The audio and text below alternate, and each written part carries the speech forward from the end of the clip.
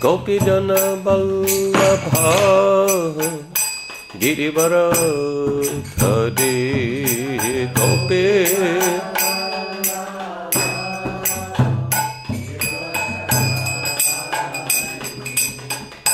Gopijana Vallabha Girivaradhari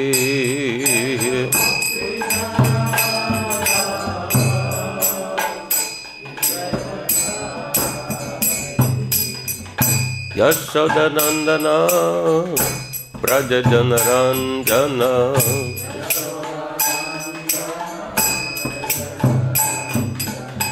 Yashodanandana Brajajanaranjana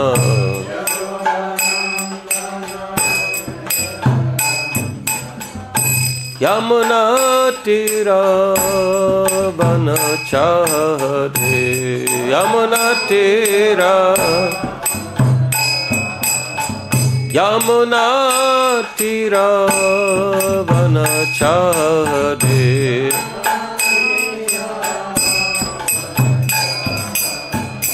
Jaya Radha Madhava Kunja Bihari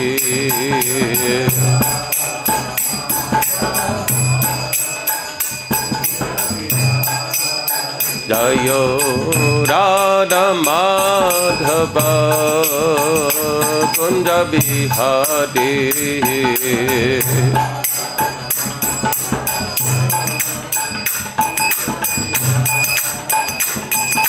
Gopijana Vallabha Girivaradhari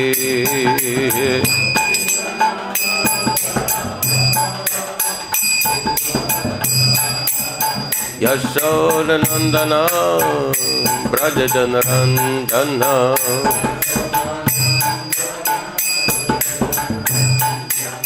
Yamuna tira vanachare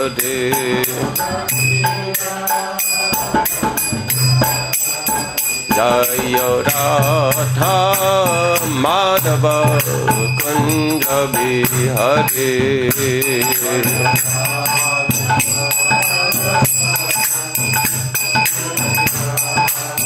Jaya Radha Madhava Kunja Bihari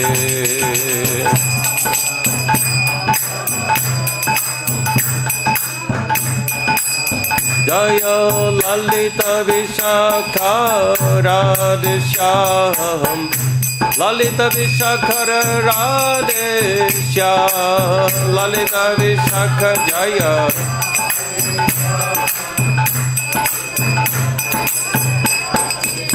Jaya Kṛṣṇa Balaram Kṛṣṇa Balaram Jaya Kṛṣṇa Balaram Kṛṣṇa Balaram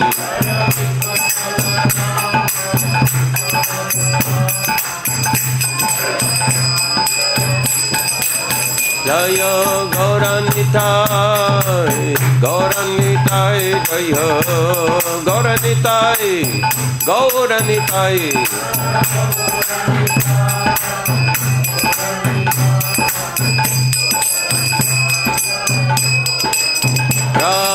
Prabhupada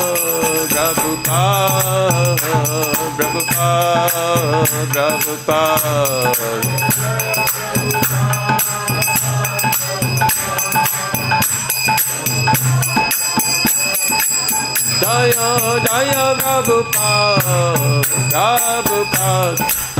Jaya Prabhupada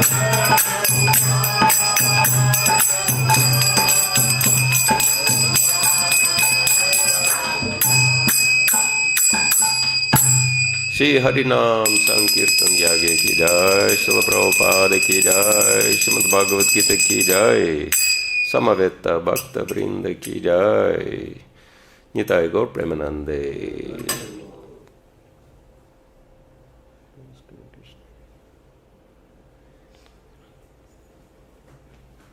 Om Magyandamiranda Saginandana Shalakaya Chaksuran Militam Yena Tasmai Shri Gurave Namaha Shri Chaitanya Manobhishtam Stapitam Yena Bhutale Swayam Rupa Kadam Mayam Dadati Swapadantikam Vanchakalpatarubhyascha Kripa Sindhubevacha Patitanam Pavanebhyo Vaishnavebhyo Namo Namaha Jai Shri Krishna Chaitanya Prabhu Nityananda Shri Advaita Gadadhar Shivasadi Gaur Bhakta Vrinda Hare Krishna, Krishna Krishna, Hare Hare, Hare Rama, Rama Rama, Hare Hare.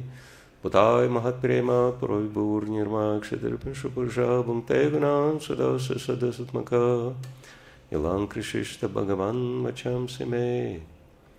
Hare Krishna. So we're going to be reading Bhagavad-Gita chapter 6, Dhyan Yoga, text number 7, and in Hindi was the same text or different? Different. Okay, so you'll have some variety, which is the mother of enjoyment, hopefully. So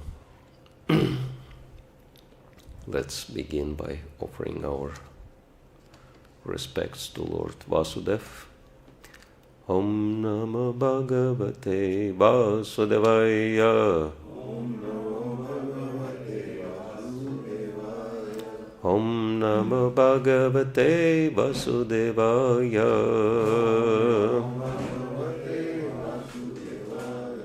Om Namo Bhagavate Vasudevaya.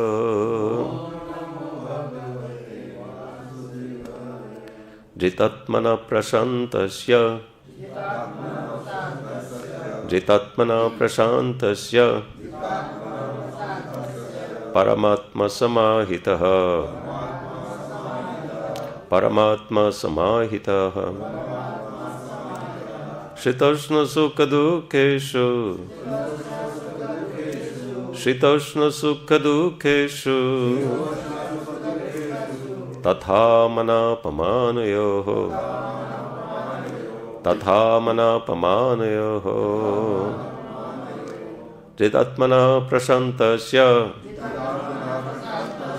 Paramātmā samāhitaḥ. śītoṣṇa-sukha-duḥkheṣu. tathā mānāpamānayoḥ. jita-ātmanaḥ praśāntasya. Paramātmā samāhitaḥ. śītoṣṇa-sukha-duḥkheṣu. tathā mānāpamānayoḥ. jita-ātmanaḥ praśāntasya. Paramātmā samāhitaḥ. śītoṣṇa-sukha-duḥkheṣu. tathā mānāpamānayoḥ. jita-ātmanaḥ praśāntasya. Paramātmā samāhitaḥ. śītoṣṇa-sukha-duḥkheṣu. tathā mānāpamānayoḥ. jita-ātmanaḥ praśāntasya. Paramātmā samāhitaḥ. śītoṣṇa-sukha-duḥkheṣu. tathā mānāpamānayoḥ. jita-ātmanaḥ. Of one who has conquered his mind. praśāntasya. Who has attained tranquillity by such control over the mind. Paramātmā. The Supersoul. Samāhitaḥ. Approached completely. Śīta. In cold. uṣṇa. Heat. Sukha. Happiness. Duḥkheṣu. And distress. Tathā. Also. Māna. In honor. Apamānayoḥ. And dishonor. Translation purport by His Divine Grace A.C. Bhakti Rasayan Swami Srila Prabhupada Ki Jai.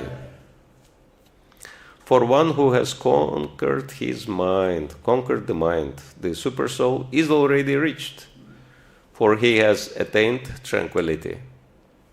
To such a man, happiness and distress, heat and cold, honor and dishonor are all the same. Purport.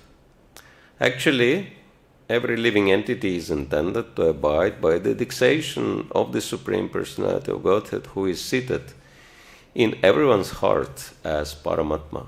When the mind is misled by the external, illusory energy, one becomes entangled in material activities. Therefore, as soon as one's mind is controlled through one of the yoga systems, one should be considered to have already reached the destination. One has to abide by superior dictation. When one's mind is fixed on the superior nature, he has no alternative but to follow the dictation of the Supreme. The mind must admit some superior dictation and follow it. The effect of controlling the mind is that one automatically follows the dictation of the Paramātmā or Supersoul, because this transcendental position is at once achieved by one who, etc. This state is practical samadhi or absorption in the Supreme. Hare Krishna. Jita-ātmanaḥ praśāntasya Paramātmā samāhitaḥ śītoṣṇa-sukha-duḥkheṣu tathā mānāpamānayoḥ. For one who has conquered the mind, the Supersoul is already reached, for he has attained tranquillity. To such a man, happiness and distress, heat and cold, honor and dishonor are all the same. So this chapter is entitled Dhyana Yoga, and Dhyan means meditation on the Supreme in the form of Paramātmā. So this is the perfection of Ashtanga Yoga, because Ashtanga Yoga is consisting of 8 stages, as we know: Yama, Niyama, Asana, Pranayama, Pratyahara, Dharana, Dhyana, and Samadhi. So Dhyan is very exalted state level of yoga, the seventh out of 8 stages of yoga. And the purpose is to attain the Supersoul. So this is Dhyan. And Samadhi means to follow the dictation of the Supersoul. So that's the entire process of yoga. And of course then, if one follows the dictations of the Supersoul, one will be engaged in devotional service, which is the matter of the middle 6 chapters of Bhagavad-Gita, because as we know, Bhagavad-Gita is divided into 3 equal parts. First 6 chapters dedicated to karma yoga, practical activities for the pleasure of the Supreme Lord. Then middle 6 chapters are Bhakti Yoga, which is pure devotional service, and last 6 chapters are Jnana Yoga, which is to understand ourselves, the Lord, our relationship, and everything connected to that. And so, we can see that Bhagavad-Gita, why Bhagavad-Gita is Yoga Shastra, because it clearly follows these stages. So from Dhyan, which is the final chapter of the first 6 chapters of Karma Yoga section, into Samadhi, which is Bhakti Yoga. The 7th chapter starts with explanation how to, Kṛṣṇa explains how one can be absorbed in him. Shri Bhagavan vachamaya saktamanaha parta yogam yunjan madashaya asamshayam samagramam yathagyasya sitatshinu. So Kṛṣṇa says, please hear now how you can become completely absorbed in me, develop your attachment to me, asakta. One's mind, manha, should become attached to the Lord. Now it's not attached to the Lord so much, it's attached to so many other things. And so this is the purpose of yoga, yoga yunjan madashaya. connect with the Supreme Lord, and Madashaya take full shelter of him. And Asamshaya. In this way, one become completely free from doubts. So,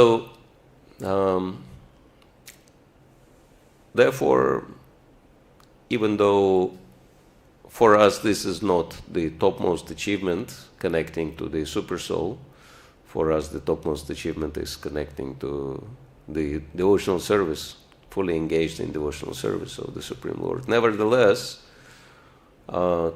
connection to the Supersoul is also intermediate stage, which is very important, as we understand in the beginning of Srimad Bhagavatam, 2nd chapter. That's very clearly explained.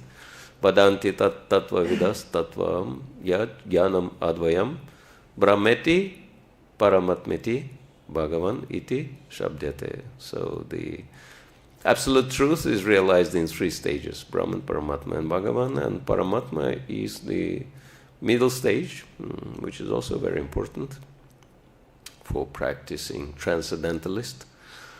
And Kṛṣṇa in here is explaining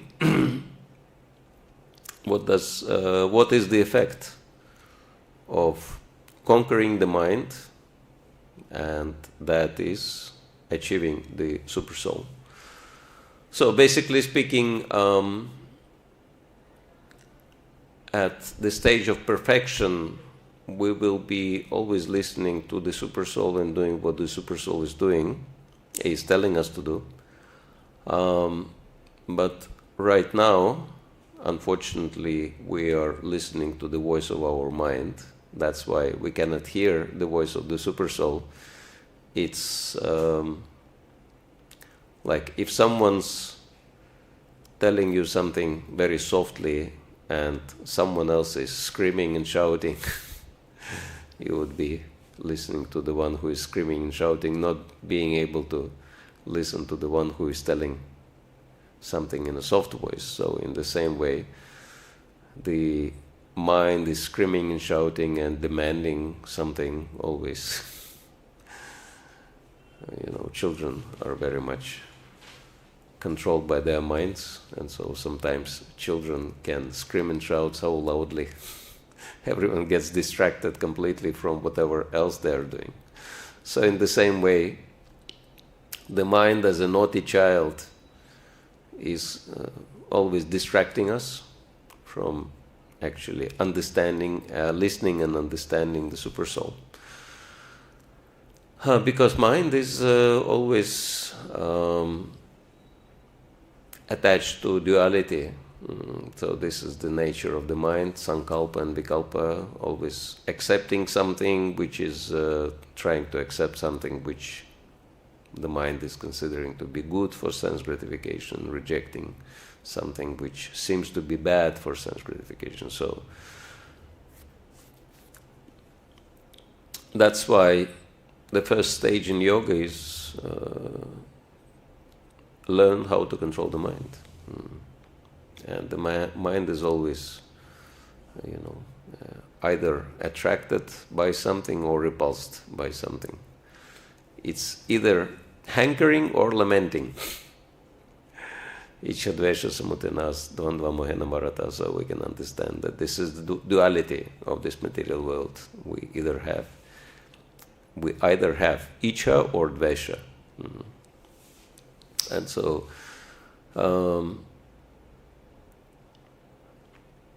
that's why this is the first important step we have to take, which is come out of the duality. So how do we do that? Of course, mantra, we are chanting Hare Krishna, but there are different levels of chanting Hare Krishna also, right? Namaparat, Namabhas, Shuddhanam. And if we chant Namaparat, it's very hard to control the mind by that. So, and also, if it would be totally sufficient to become perfected by the chanting of Hare Krishna Mahamantra, then, why Srila Prabhupada spent so much time and effort in giving us all the scriptures and everything else and other processes of devotional service such as deity worship and association with devotees and residing in a holy place, etc., etc. Because, well, in one sense, it is true that by chanting Hare Krishna alone, one can attain perfection. And incidentally, it doesn't even matter how we chant. It's very interesting. Because anybody knows where the information about the importance of Hare Krishna mantra for our age is coming from? Yes, thank you, Guru. So very important Upanishad, Kali-Santaran Upanishad, which is conversation between Narad Muni and Lord Brahma answering the question of Narad Muni, how people in Kali Yuga can be liberated, is explaining that the only way is 16 special words, which are 16 special names of the Supreme Lord, iti shodashakam namnam kalikalmashanashanam, which can totally destroy all the evil effects of Kali Yuga. And nata paratarampayat sarva videshu drishyate. That's why even if one will look through the entire Vedic literature, there is no opportunity to find better means for that, for attaining perfection in Kali Yuga, to become liberated from all the Kali Kalmasha, from all the contamination of Kali Yuga. So, and yeah, after this verse, it's explaining what are these 16 special names of the Supreme Lord, and of course, Hare Krishna, Krishna Krishna, Hare Hare, Hare Rama, Rama Rama, Hare Hare. And in a very similar way to what Chaitanya Mahaprabhu says in the second verse of Shikshashtakam prayers, tatrarpita niyamita smarana kalaha, that there are no niyam, there are no strict regulations in chanting the Hare Krishna mantra. Anyone can chant the Hare Krishna mantra at any time, under any conditions. You know, you can chant Hare Krishna while standing, while sitting, while laying, while you're asleep. Some devotees really like to do that. Chant Hare Krishna and sleep. Combine the two processes, especially in the morning. So, and while driving, of course, not recommended to chant on your beats because it's dangerous, right? But without beats, for example, if you have the finger counter, yeah, no problem. You can chant Hare Krishna while driving. So there are no restrictions, absolutely none. There is no pure or impure state for chanting Hare Krishna. As we know, Sri Chaitanya Mahaprabhu one time, he was always chanting Hare Krishna, but then he went to the toilet and he pressed his tongue, he bit his tongue to prevent it from chanting Hare Krishna. And when he came out, one boy, he said, this boy's name was Gopal, and he said, "My Lord, why did you pause in chanting Hare Krishna?" And Mahaprabhu said, "Well, I went to bathroom, I went to toilet. It was not clean place, so I prevented my tongue from chanting Hare Krishna." But the boy said, "You're saying there are no rules in chanting, but then suddenly there is a rule that you cannot chant in the toilet. What if someone leaves their body in the toilet?" So, and Sri Chaitanya Mahaprabhu said, "Wow, you are so smart. You are my guru." So he started calling this boy Gopal Guru. And later he became Gopal Guru Goswami. And of course, he attained samadhi here in Vrindavan. His murti is here, and the place where he entered samadhi is also here. So, yeah, there are no rules, absolutely none. But then, we might be wondering, if there are no rules, how come Padma Puran lists all these offenses against the holy name, right? And the acharyas are stressing all these offenses, and Srila Prabhupada is stressing, that all the offenses are so important that we chant them every morning in the temple. So why? Seems to be a contradiction. But actually, it is true that there are no rules. You can chant Hare Krishna absolutely under any condition, and Hare Krishna mantra is so powerful that in itself it will help us to counteract all the offenses. That's why the initial stage is always Namaparad. Then Namabhas means, trying to counteract all the offenses, trying to chant more attentively. But the problem with the offenses, if we do not try to overcome the offenses, if we will feel that it's okay to commit offenses, unfortunately, we might lose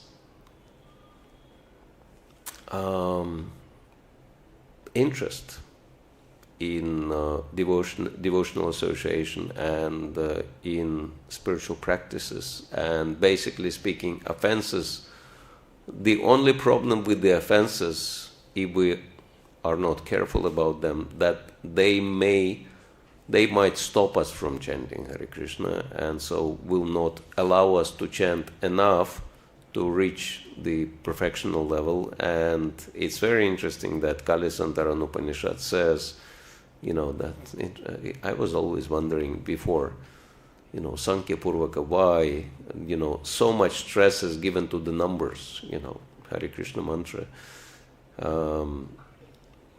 is transcendental. So why do we have to count? Somehow counting becomes really important in our lives. There has to be 108 beats and minimum 16 rounds, etc., etc. And Prabhupada said 16 rounds is absolute minimum. You cannot go below that if you want to reach the perfection. And,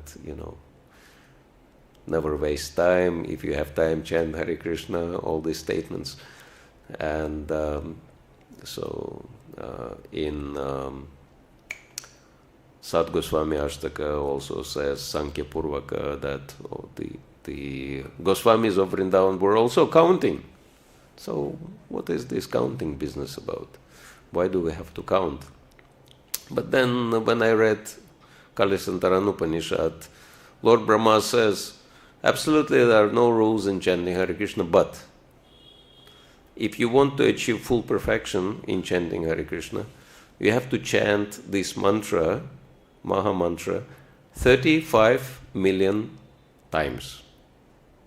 All 16 words, 35 million times means, for you probably it's easier to calculate in lakhs, so it's 350 lakhs time we have to chant Hare Krishna mantra to achieve full perfection. So, and someone calculated, if you chant 16 rounds a day, which is 1,728 times chanting Hare Krishna, that would take more than 50 years.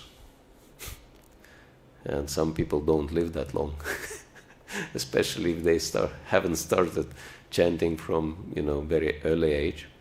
So that's why if we chant more, we will shorten the time which is necessary for us to achieve the perfection, mantra siddhi, perfection in chanting Hare Krishna. So mantra is really important, but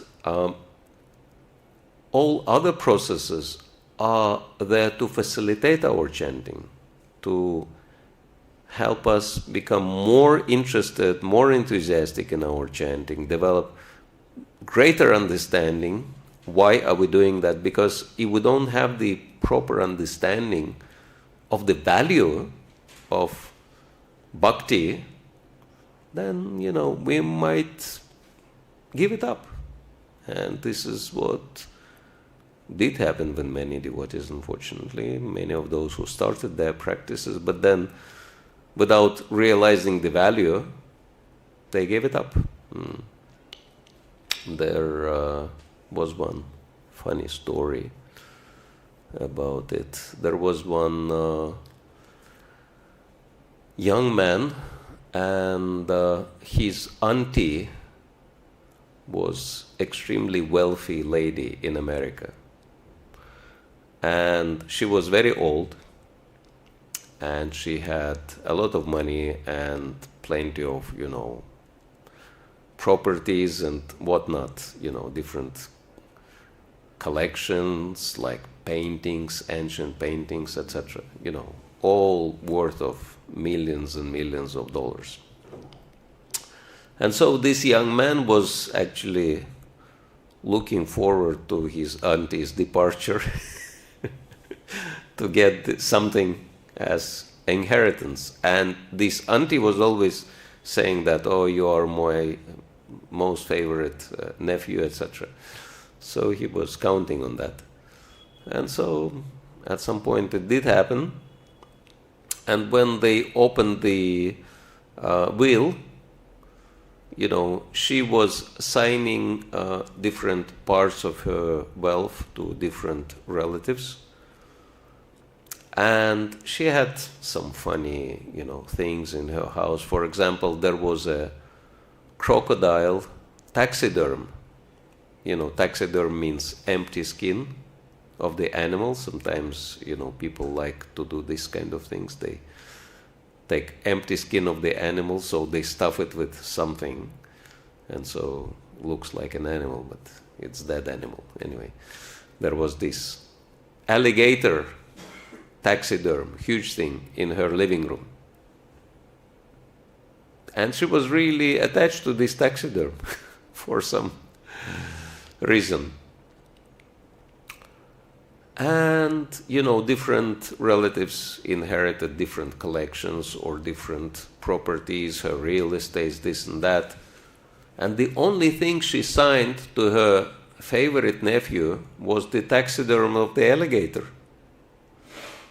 And that was it. And he was so angry, he was so furious. And someone said, okay, you can collect your inheritance. And he went to the apartment, and she lived in this skyscraper on a very high floor.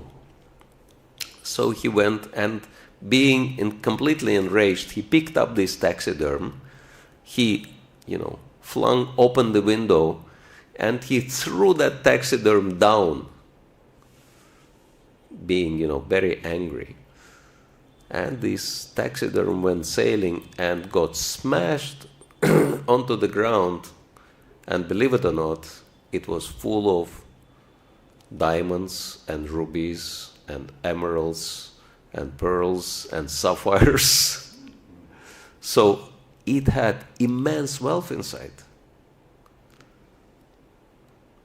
And when this boy, he saw what he did, he started shouting, stop, stop. This is all mine. I dropped that taxiderm. I'm coming down. But it was very busy street. And before he managed to come down, the people around just grabbed different things. And the only thing he was left with was the empty skin of the taxiderm. There was no any wealth anymore. So, he held immense wealth in his hands, but because he didn't understand it was covered with the skin, and he didn't understand what was inside, he just threw it out.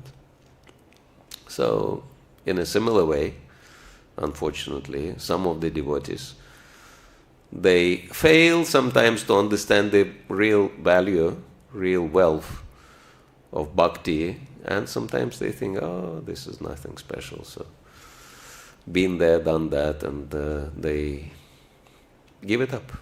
And they lose not just something. What is material wealth, there is nothing which can compare to Kṛṣṇa, because Kṛṣṇa is everything, right? That when the acharyas, they explain this Namachintamani Kṛṣṇa verse, they are saying that, the holy name is compared to Chintamani, but it is very weak comparison.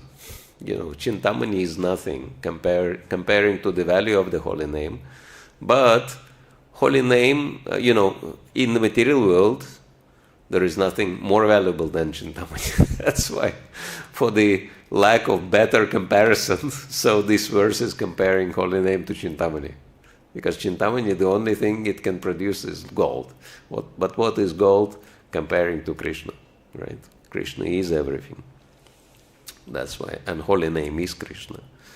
Minatvam namanamino. So, yeah, of course, this is the most important thing for us, to control the mind, chanting the holy name. And then, the intermediate stage is to reach to the level of Paramātmā. And in order to do that, we should conquer the mind.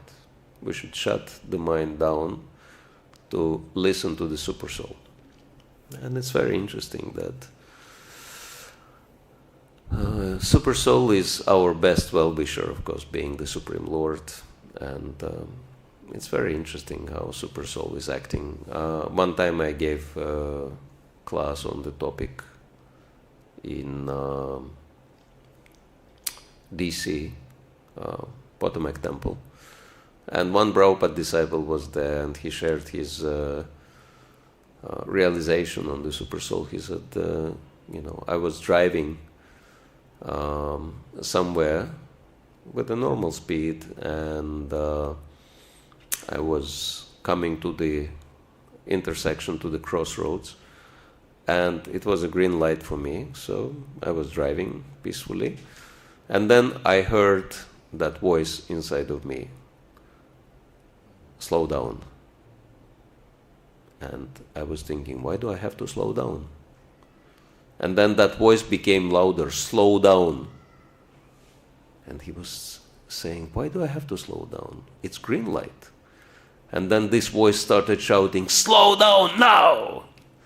And he had to press the brake, and luckily it happened right on time, because the car was crossing on the red light with high speed.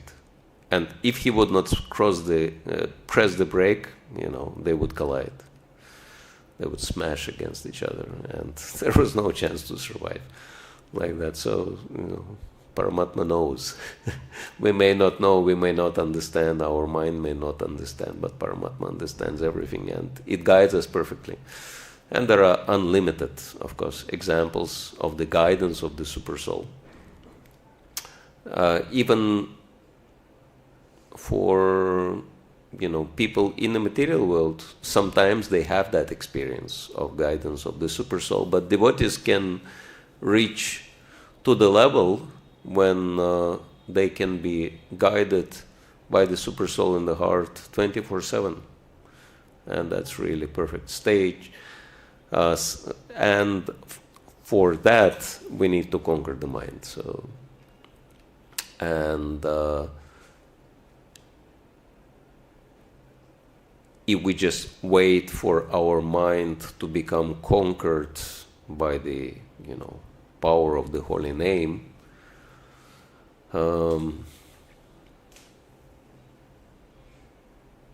it has that power. Holy name has that power. But still, the holy name expects us to do some effort. Why? It's interesting, right? That why Kṛṣṇa wants us to do something if he can do everything, right?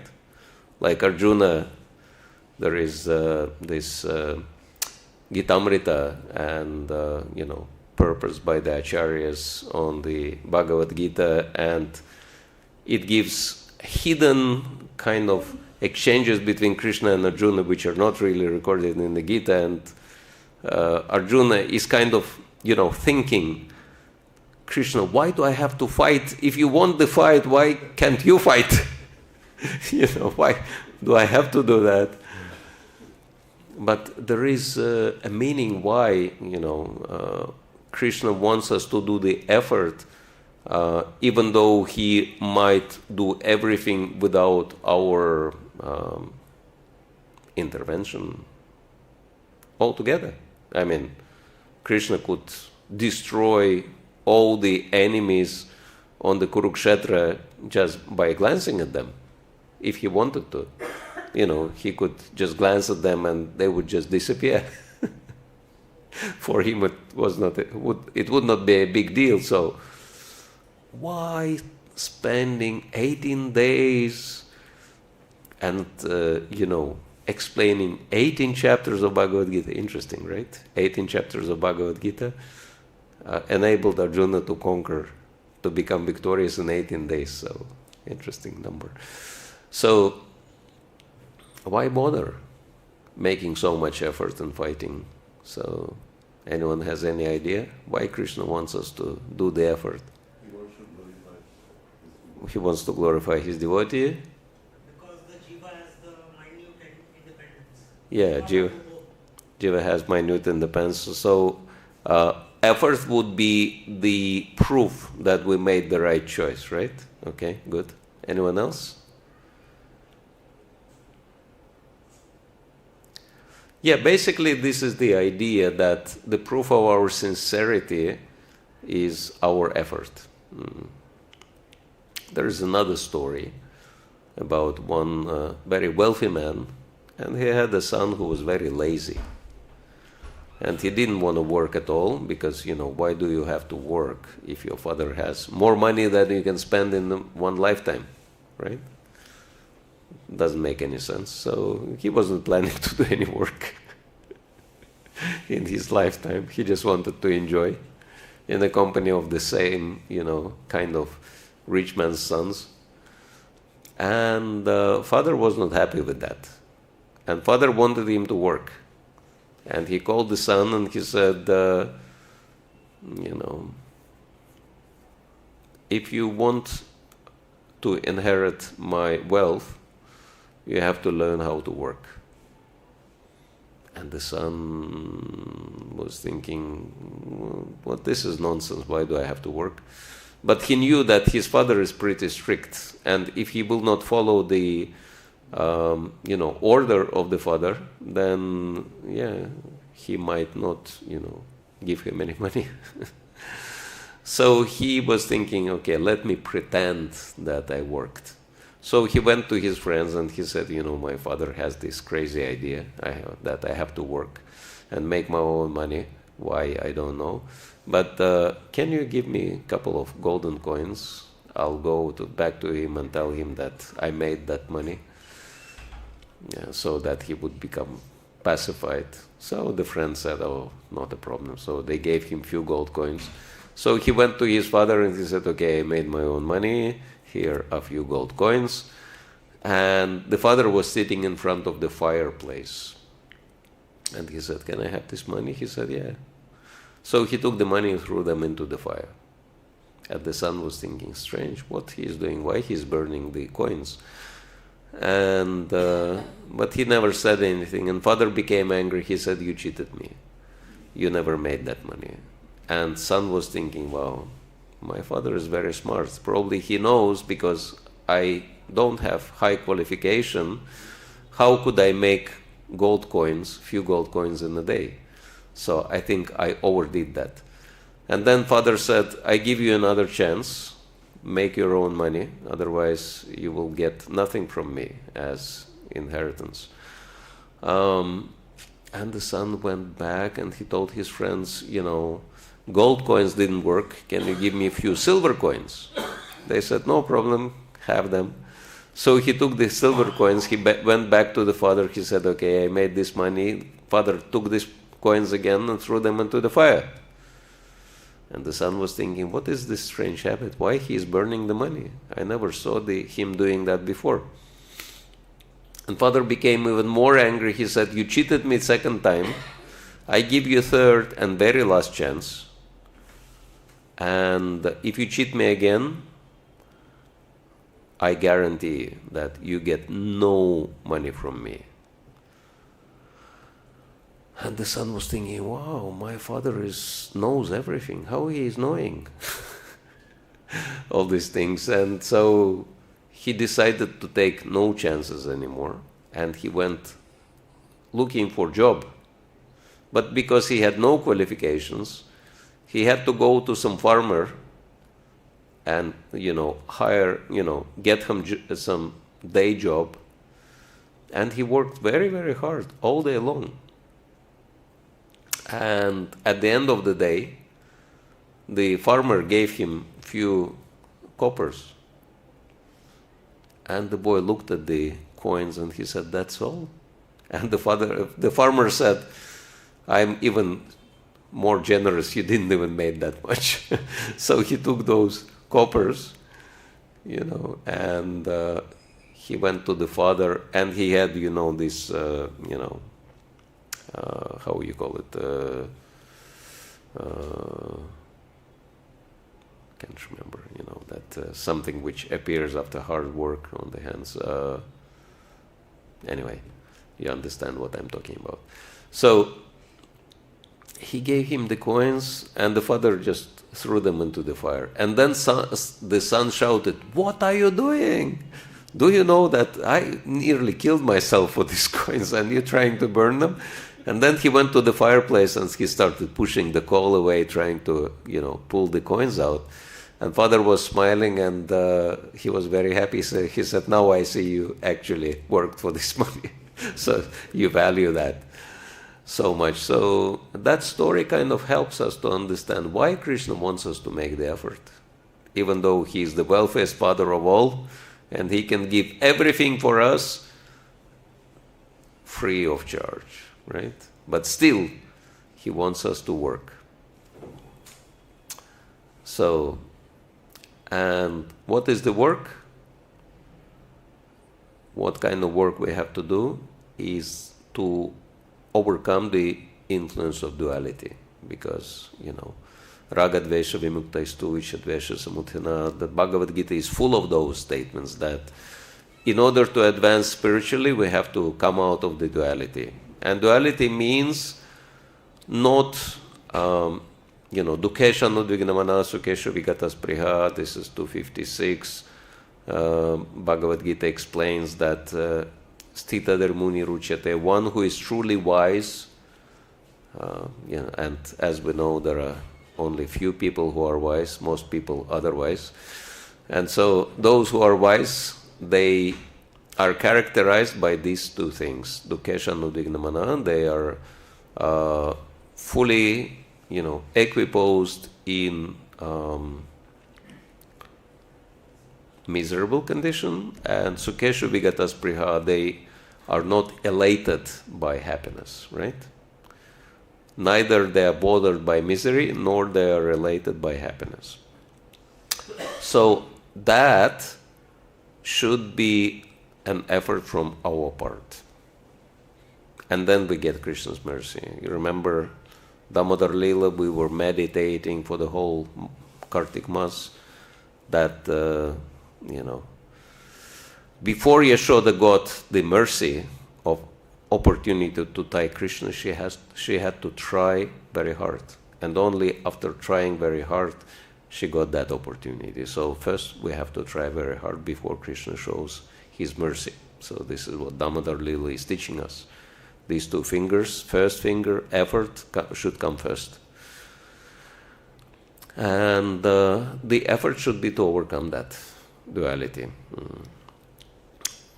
Learn how to do that. So what is the practice? How do we do that? And Srila Prabhupada explains very nicely in the Purport that practice is very simple. That you start with the trouble. And whenever the trouble comes, how do we respond to trouble in devotional way? And of course, in the material world, even in Braj Bhumi, there are so many troubles, right? So how do we respond to trouble in devotional way? Anyone remembers what Srila Prabhupada explains? point in number of purports. He says the trouble we should perceive as Krishna's mercy. Yes. So whenever something troublesome happens to us, the first thing we have to think about, how this is good for me, how Krishna's mercy comes through this trouble. And it's interesting, if you practice that, two things might happen. First, sometimes just because you perceive the trouble as Krishna's mercy, trouble goes away. Anyone has that had that experience? You just, accept the trouble as Krishna's mercy and trouble disappears. Anyone had that experience? Okay, if you haven't, I recommend it works. In many cases, sometimes of course the trouble doesn't go away because sometimes Krishna wants it to stay for his purposes. But if you perceive it as Krishna's mercy, then it doesn't bother you even if it is there. So it's beneficial in both ways, whether trouble disappears or not. And then happiness,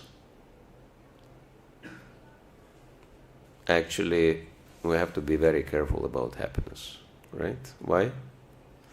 Because oftentimes Krishna comes as trouble.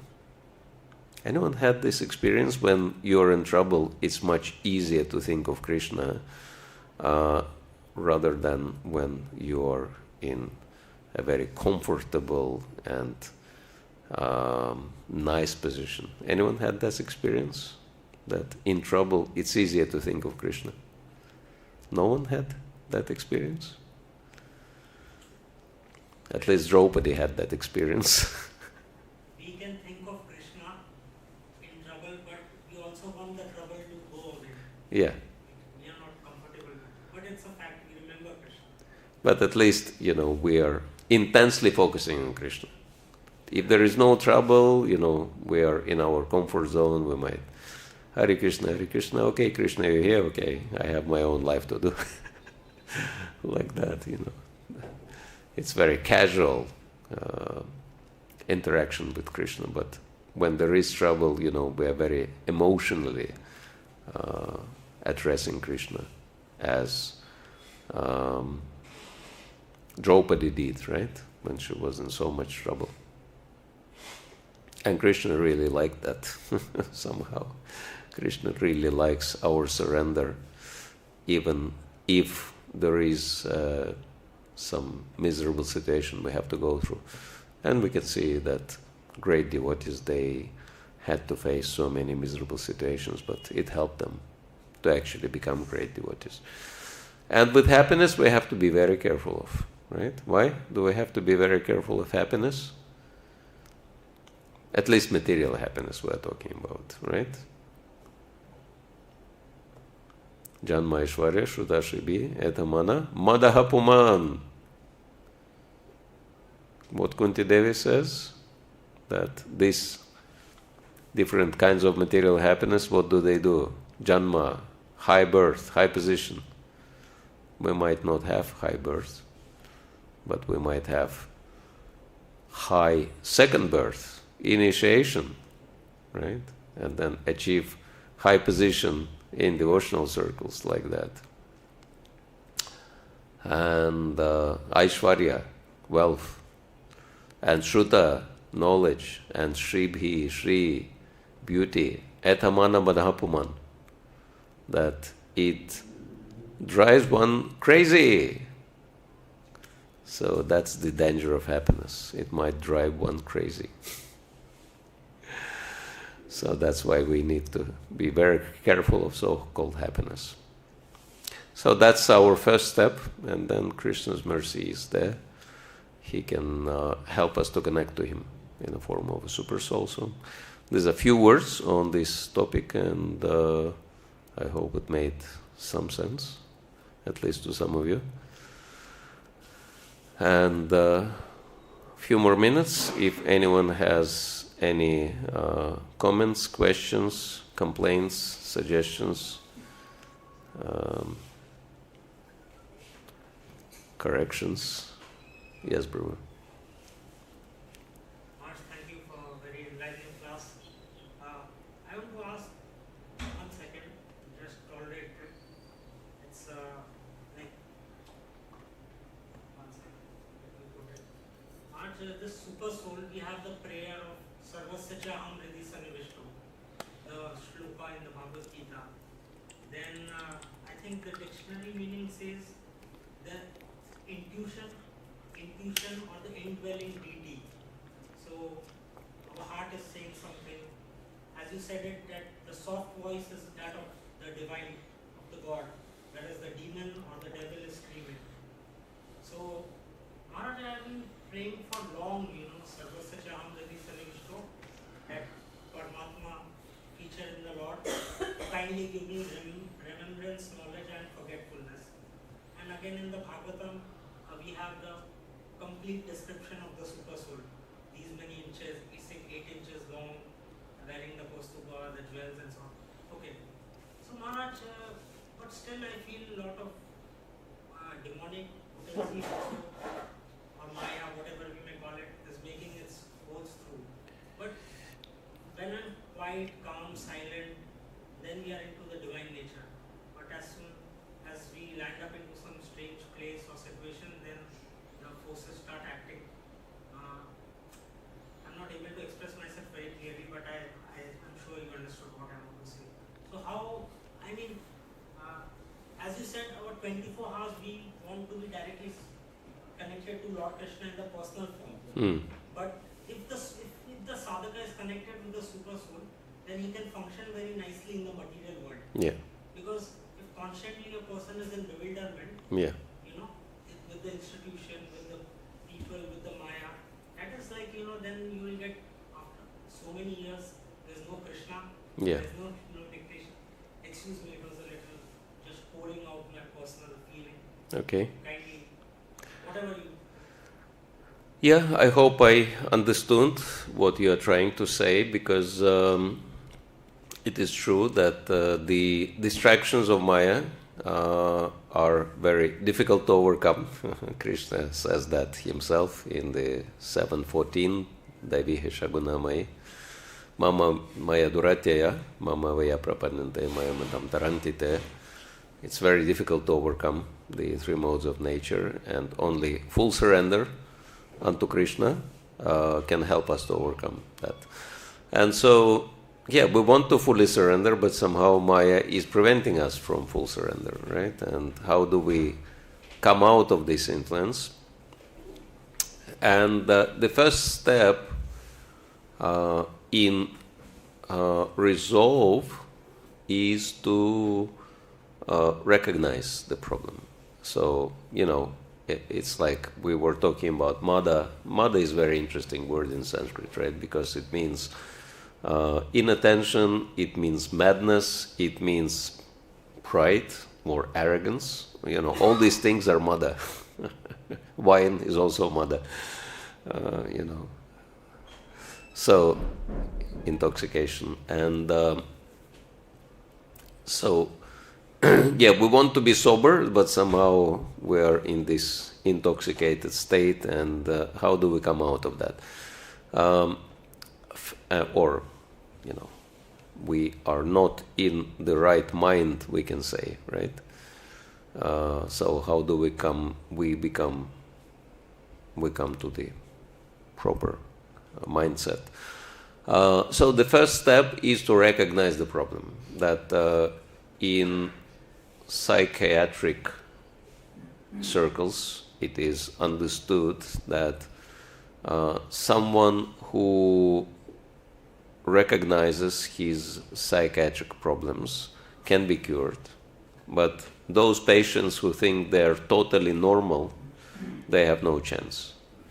So this is the first, that we see how Maya is influencing us, and we try to get out of that influence, of course, by good association, by like Srila Prabhupada said, idle mind is devil's workshop. So by constantly being engaged in devotional service, so that we have no time for getting distracted by Maya. And so there are many things to help us, but it may not happen immediately. It might take few years, sometimes quite a few years. And sometimes we might think that we are not really advancing spiritually, but it's not true. If we make constant effort, we do advance, but Brahma Samhita says we make very small steps. So, of course, there is a reason for that, because bhakti is very, very precious, because bhakti is the only power which can control Kṛṣṇa. As we know, Mother Yashoda was controlling Kṛṣṇa. That's why Mother Yashoda is the real hero of Damodar Lila. Damodar is running away from Mother Yashoda. So, of course, Damodar month is over, but now we have another exciting month, right? Which exciting month have started today? Anyone remembers? And what is the speciality? What was the special thing happening in Braj during this Margashirsha month? Who was performing serious austerities, and for what purpose? Katyayani Vrata. So the gopis were praying to Katyayani Devi, who in Braj is Yogamaya, right? And what did they want? They want Kṛṣṇa to become their husbands. And so the result was Vastraharana Lila. So what was the prayer of the gopis to Katyayani Devi? And I think we should all remember that prayer by heart and chant, or at least meditate on that prayer the entire Margashirsha month, even though we may not perform the kind of austerities gopis were performing, taking bath in cold water and being very austere in the eating, etc. But the prayer is the essence of it. And so what they were saying, Katyayani Mahamaye Mahayogini Ishwari Nanda Gopasutam Devi Patim Me Kurute Namaha. So this is very powerful and very important prayer. Anyone knows this prayer by heart? I highly recommend all of you learn it and meditate on it for the whole Margashirsha month. Because Patim means husband in Sanskrit, but another meaning of Pati means also master, Lord and Master. So who wants to achieve the state of consciousness when you only focused on Kṛṣṇa as your supreme Lord and Master? Anyone is interested in that? Please raise your hand if you're interested. So let's pray for that. Katyayani Mahamaye. Let's chant it together. Katyayani Mahamaye. Katyayani Mahamaye. Mahayogini Ishwari. Nanda Gopa Sutam Devi. Patim Me Kurute Namaha. So, very easy prayer. There are no difficult Sanskrit words in there. Very easy to remember. Takes literally few tries before, it will stick in your mind. So, different things like that. And luckily, we are in Brajbhumi, and the whole atmosphere is helping us to become Kṛṣṇa conscious. So, and let's make this conscious internal effort as well, and it will accelerate our process of spiritual advancement. Hare Krishna. So thank you. I think we should stop here. And I wish you all the best with your spiritual practices and serving Vaishnavas and chanting the holy name. And look forward to see you next time, either in here, in Sri Vrindavan, or anywhere else in our ISKCON